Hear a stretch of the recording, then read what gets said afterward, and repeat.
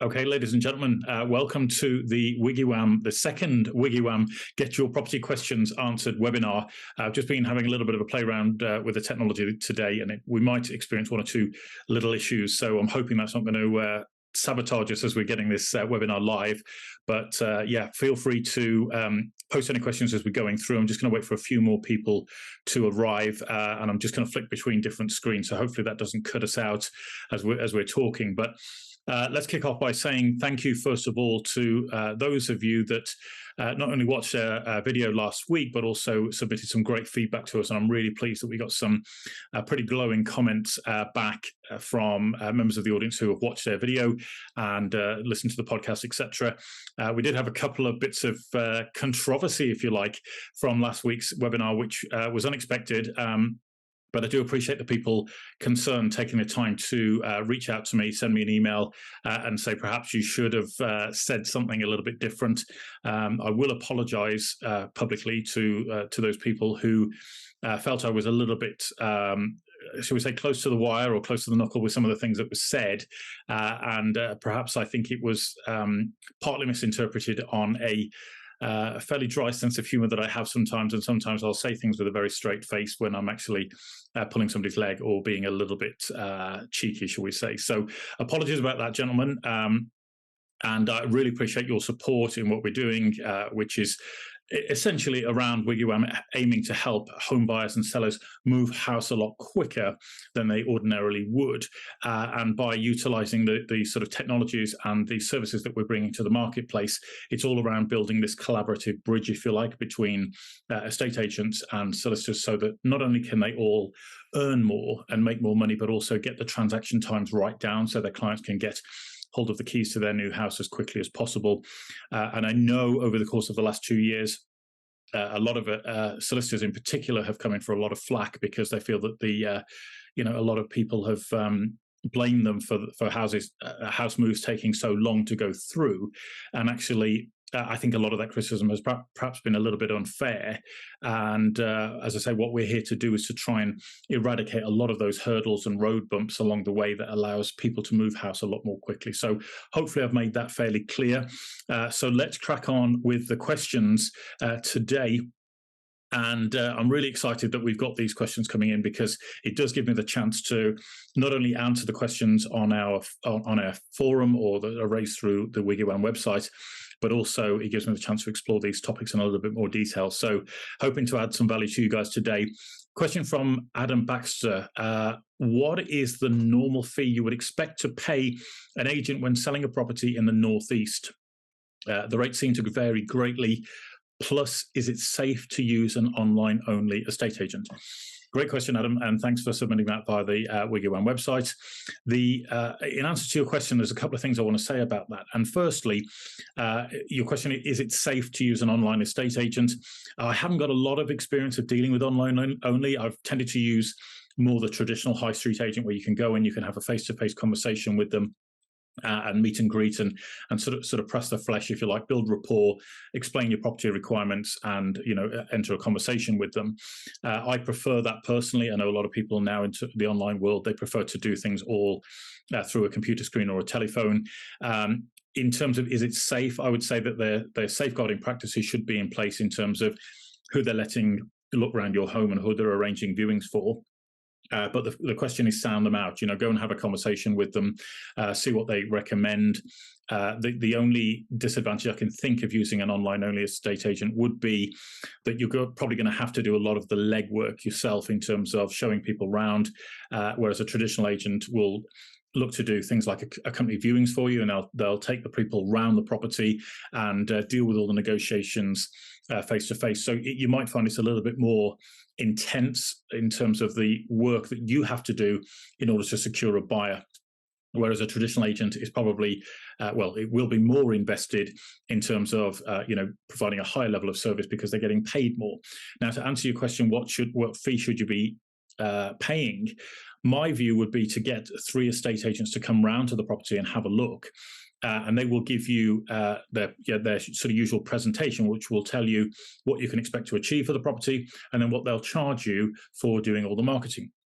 Now, something I want to make very clear to home buyers and sellers is that they mistakenly think the job of an estate agent is just to find the buyer, and that's a big part of it. But in my experience, the biggest area where estate agents come into play is negotiating the sale price of the property and the terms around that sale, but also getting the deal through to completion. And there is an awful lot of legwork, which I think estate agents perhaps don't explain as fully as they should do to their clients, that there is a lot of legwork to get an agreed deal across the line to an exchange of contracts. That can be speaking to all the parties every week to update them on what's happening, chasing outstanding information, getting involved. And I've even known estate agents, hop in their car and go and courier documents around just to try and speed up the transaction. And a lot of agents will go above and beyond the call of duty to get that sale to exchange of contracts as soon as possible. And largely it's because they're on an incentive fee basis, which means if the deal doesn't exchange, they don't get paid. Okay, that's not all estate agents, obviously. You'll have to dig in a little deeper as to what their services that they're providing and exactly when they get paid. Some will charge a little bit of money up front. Others will largely charge it all on the back end once they've actually sold the property, which is a performance-based fee. So I would say get those 3 estate agents around, listen to the presentations, listen to how they're going to sell the property, and also how they're going to hold your hand through to completion of the deal. Fee structures will vary based on the level of service that's being provided, but also based on the experience of the estate agent. And in my experience, speaking to a lot of estate agents up and down the country, where an estate agent isn't charging a fee of at least 1.25%, if not more. Okay, this is just my humble opinion. Where they're charging less than that, and there have been studies done by estate agent friends of mine in the industry where they categorically tell me it costs way more than 1% to sell a property. But that aside, when an estate agent isn't charging enough, it obviously impacts how they can run the business in terms of the, shall we say, the quality of the staff and the level of service that they can provide. So what you don't want is, employing an estate agent where you haven't got a hardened industry veteran, if you like, a hardened negotiator on your side who's going to get you the best deal. And a lot of buyers or sellers make the mistake of trying to employ an estate agent based on who charges the least, okay?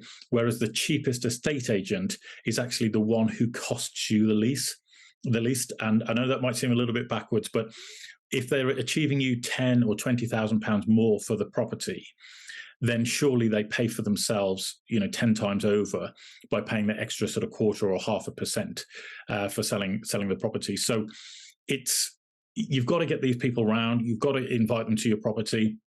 Do it face to face. I'm not a fan of this sort of, shall we say, virtual viewings or virtual inspections. Actually meet face to face, press the flesh, get to understand the estate agent, how they work, what are they providing for their money.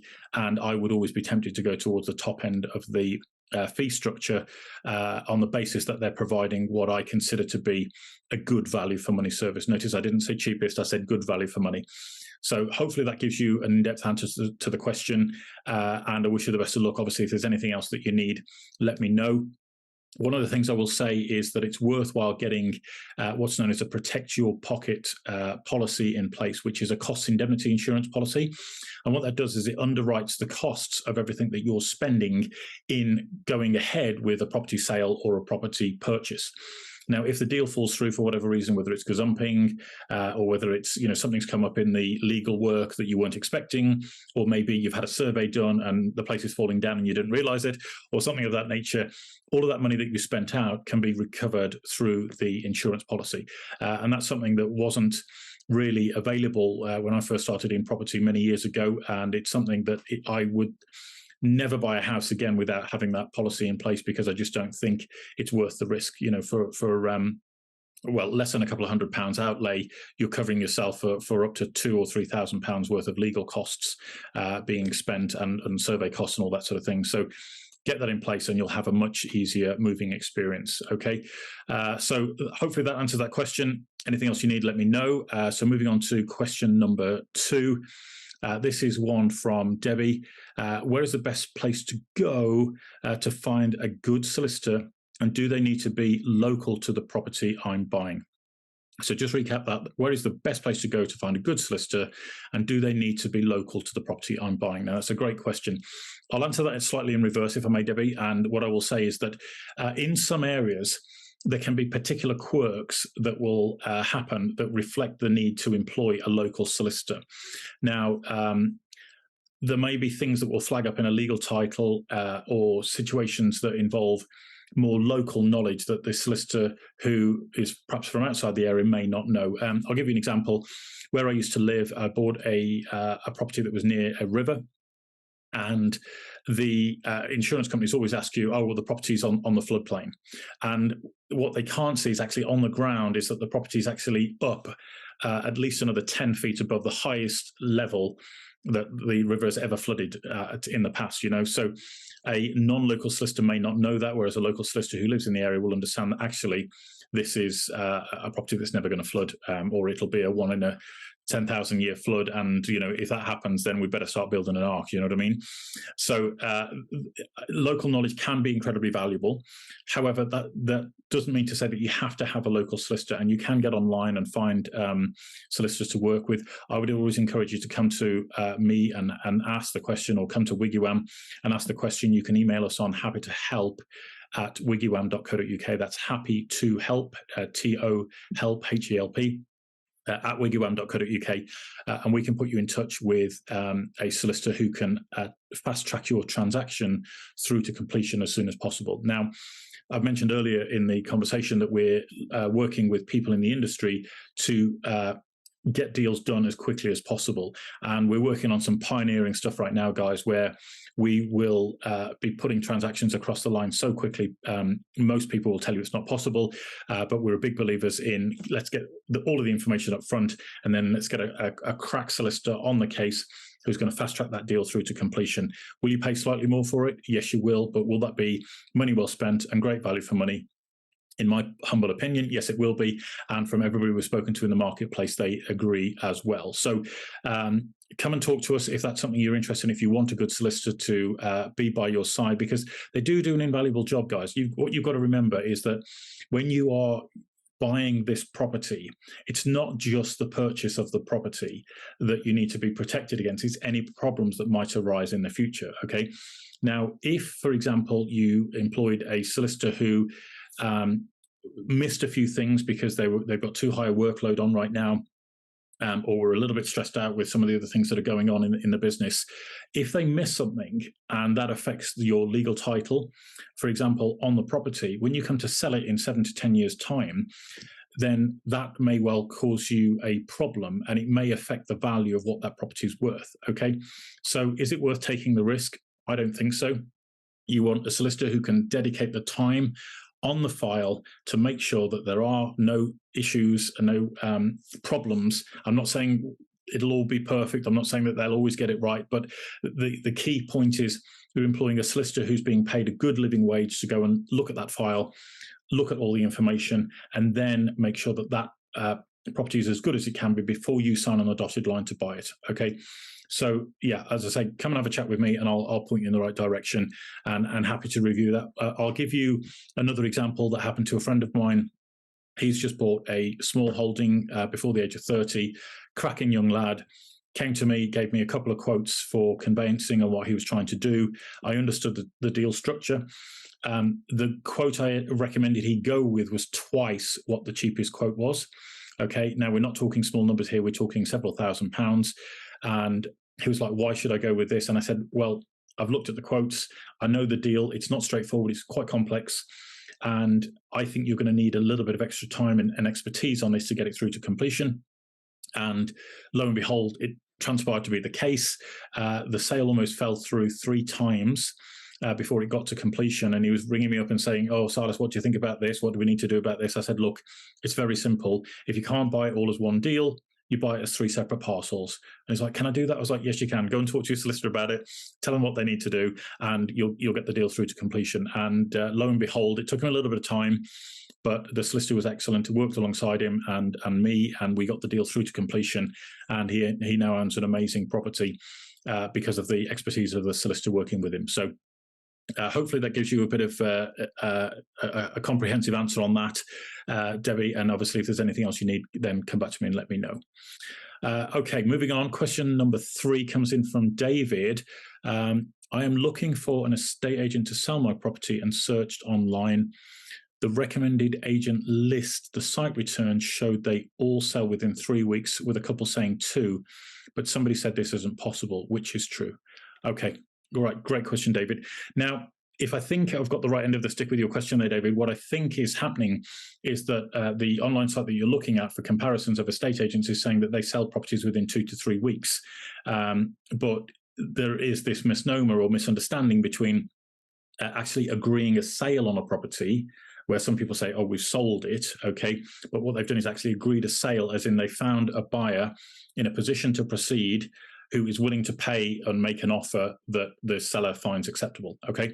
So they've agreed a sale, but the actual selling of the property or making sure it's sold doesn't actually happen until you get through to completion, okay? Now, that can take, in the current market, anywhere between, shall we say, 6 weeks up to 26 weeks and beyond. Okay, depending upon how many people are involved in the chain and how efficient the legal bods are on working that deal through to completion. So what you might be getting swayed with is, shall we say, the marketing headlines of agents saying they'll sell a property within 2 or 3 weeks, which is true, because they'll be finding a buyer in a position to proceed within that time, which is great. But then the biggest hurdle, of course, is getting it through to an exchange of contracts and then completion. So hopefully that clarifies that. It is a bit of perhaps a marketing bit of material that you're reading there, but the actual completion is what's most important. And the statistics at the moment in the industry are suggesting that 1 in 3 property deals will fall through before they get through to completion. That's quite high, in my opinion. I think it's way too high in the industry. But obviously, you don't want to be in that position. You want to make sure that you've got the right team around you who's going to hold your hand and get that deal through to completion as soon as possible. All right. Hopefully that's okay for you, David. A question here from Jane. Why does moving home take so bloody long? Okay, great question there, Jane. I have to say, this is one of the reasons why we started WiggyWam. Okay, and it was because of, for those of you who don't know my background, let me give you a quick précis. I'd worked in the industry as an estate agent, trained to become a qualified surveyor. And then after I'd qualified, I then went to work with a training organization. I started to build my own property portfolio. And then I worked alongside people like Robbie Fowler, who's the footballer, and Martin Roberts from Homes Under the Hammer, and Robert Kiyosaki, who wrote the book Rich Dad Poor Dad. So we were quite high profile in the industry of training people to build a property portfolio. And as a consequence, we dealt with a lot of estate agents, a lot of solicitors, a lot of buyers and sellers to try and get deals done. And you're right, things were taking far longer than I felt personally was reasonable, bearing in mind that I'd bought and sold property within days. And that's not just finding the buyer, that's actually being in the cafe, shaking hands on the deal, and then having the money arrive in my bank account. The quickest I've done is 3 days, okay? Now, that is pretty impressive in the current marketplace. And it got me thinking, why is it that not all sales can be like that, or all purchases can be like that? I've also bought a lot of property at auction. And auction's a great process because if you know what you're doing, okay, and you'll find out more in the book that I'm about to release, which is called Home Buyers Secrets. I'm really excited about that. We've got a whole section on buying at auction. But buying at auction can be a little bit risky, but if you know what you're doing, it's great, because you go to the auction, you bid, you make your bid, you get the property, okay, and then you exchange contracts. When the auctioneer's hammer hits, you exchange contracts at that moment in time. And then you've got usually anywhere between 14 to 28 days to then complete the purchase. So it's nice and quick. And I'm thinking, well, why does it take 6 weeks or 8 weeks or 16 weeks or 26 weeks for a normal purchase or sale to go through? And that's what really started us on the track of setting up WiggyWam and working on this idea of cutting out all of the transaction times and really getting them reduced right down to days and weeks rather than months, and so when we stood back and looked at it, what you've got to understand is that there are so many different parties involved for just one person to move house. So you decide that you want to buy a house as a first-time buyer. So you're not reliant upon selling anything. You're just buying one single property. And let's assume that that property is empty. So you've got a very short chain. It's just one person and one property involved, okay? So you've then got to go out and get your solicitor. You've then got to get and so the seller's also got to get their solicitor as well. So the buyer's solicitor, the seller's solicitor. You've got the estate agent on the seller's side who's working with you. You've then got to go and speak to your mortgage broker on your side to go and raise the finance there.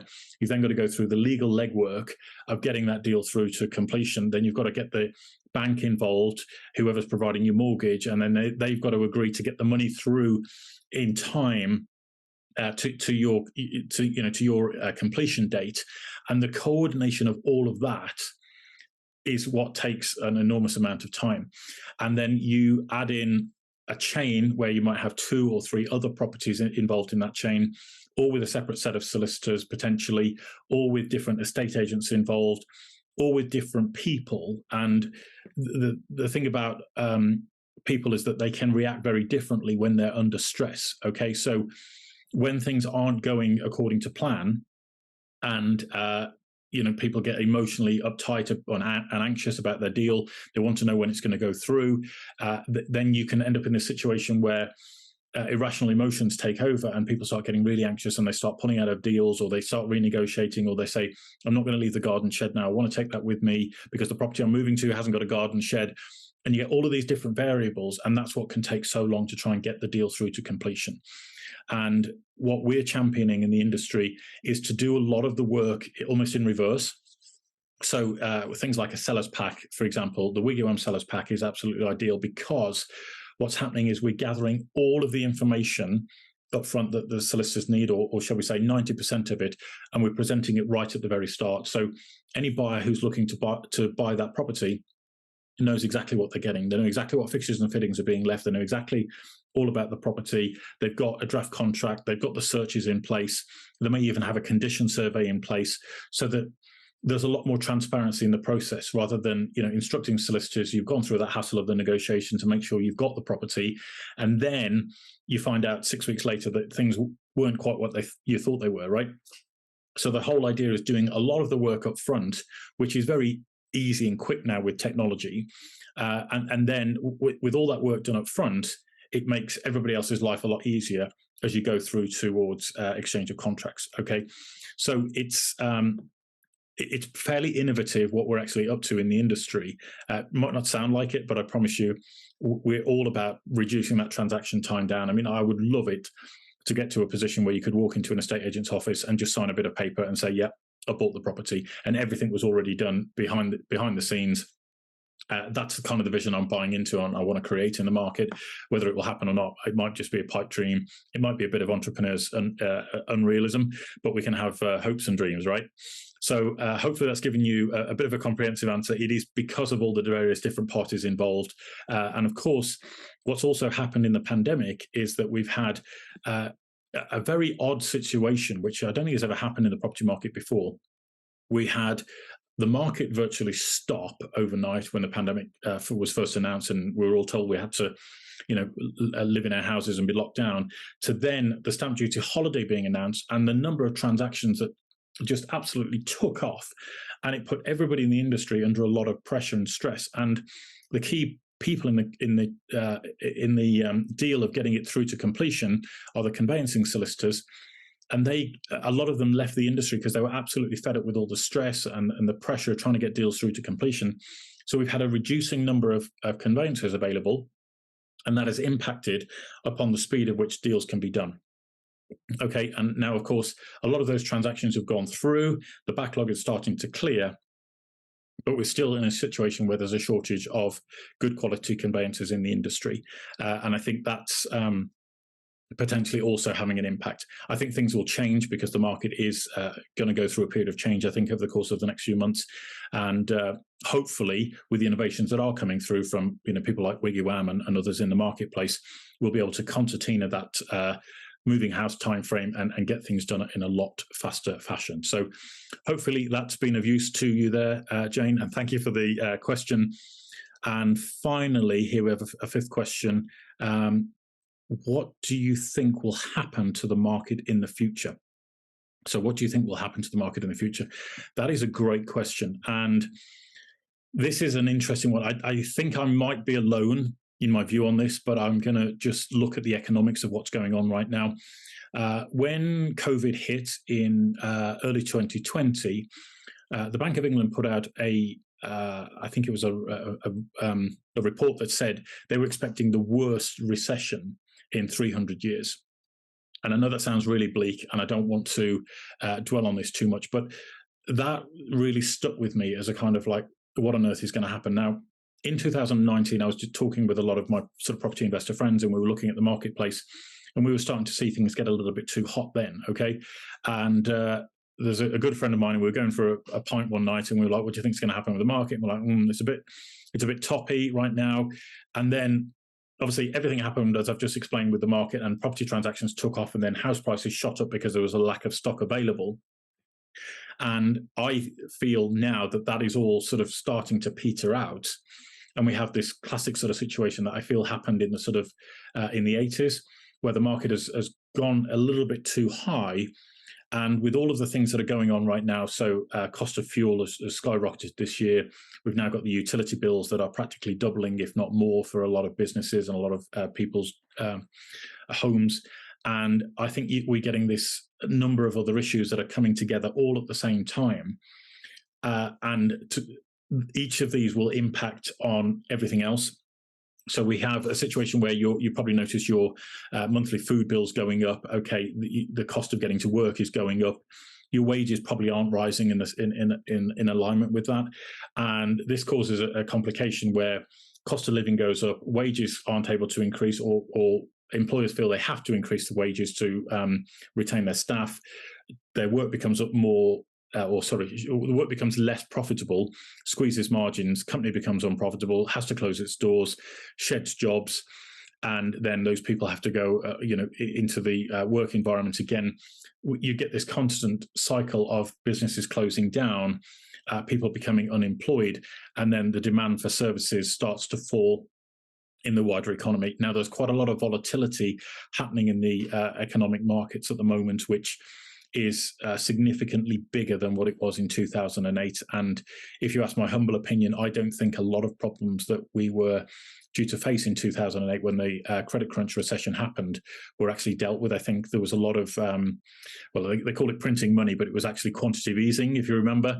They were pumping a lot of money into the economy to keep everything going. I think a lot of those problems got sort of buried that should have been addressed, and as a consequence, they'll probably come out in the not too distant future. And I think that's something to be aware of. So I do see a tightening of the marketplace. As I say, I'm not alone. Well, I probably am alone in how I look at it, but I'm not alone in my view that the economy is going to start to contract a little bit, and house transactions are going to fall.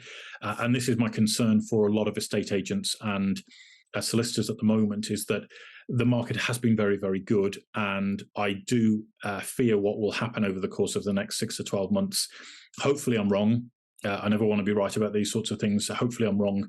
But this is why I encourage agents and solicitors alike to reach out to us at WiggyWam, because we've got a whole bunch of an ecosystem, if you like, of products and services that can work alongside both agents and solicitors to fast track deals, but also help them to make more money. And I think that's important to ensure longevity and survival of their businesses. Interestingly, I had a friend who was an estate agent in 2008, and I met up with him, and he was sort of shaking his head in disbelief as to how tough the market was, because it literally was like somebody come into the office and unplugged the phone. In fact, I remember calling from my mobile phone into the estate agent's office just to check the phones were actually working at one point. But he told me he was having to do EPCs, energy performance certificates, just to keep the doors open on his agency. Things were that bad. And there's a good friend of mine who works in the industry selling law firms for people, and he is predicting that there is possibly as much as 20% of law firms will close their doors over the course of the next year or two, because what's happening in the legal industry, it's a little bit technical, so I don't want to bore you with it, but what's actually happening is that they're seeing their professional indemnity insurance premiums increase, and sometimes by massive margins.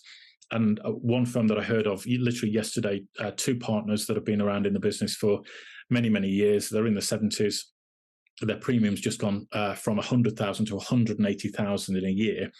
Obviously, their prices aren't moving up 80%, and it's just going to cripple their business. And so there's a lot of them going to be shutting their doors, which is a real shame.